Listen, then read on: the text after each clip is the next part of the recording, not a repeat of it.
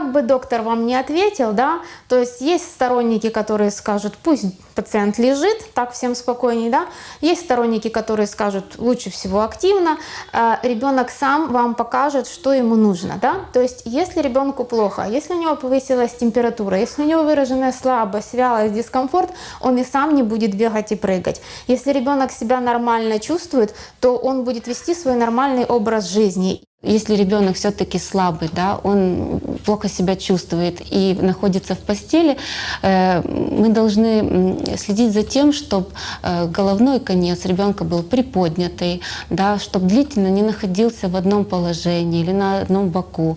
И во время бодрствования все равно ребенок выбирал сидячее или полусидячее положение, так как с точки зрения физиологии, да, длительное нахождение в горизонтальном положении приводит к тому, что нарушается микроциркуляция крови, да, в легких. Это производит скопление мокроты и, соответственно, повышается риск осложнений. Должны родители все-таки смотреть, чтобы была умеренная физическая активность, так как если большая нагрузка, да, ребенок повышается потливость. Это производит тоже пересушивание слизистых оболочек, да, тоже сгущение крови и мокроты. Также повышается риск осложнений.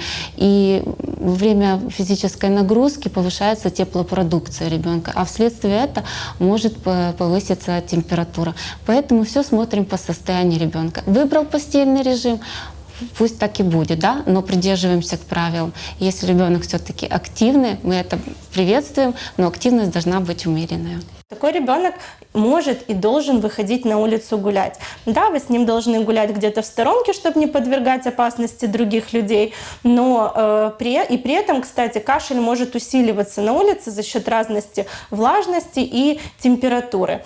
Поэтому, если ваш ребенок болеет, у него есть кашель, насморк, например, даже есть, и при этом он хорошо себя чувствует, пожалуйста, гуляйте, играйте с таким ребенком. Не надо его укладывать насильно спать.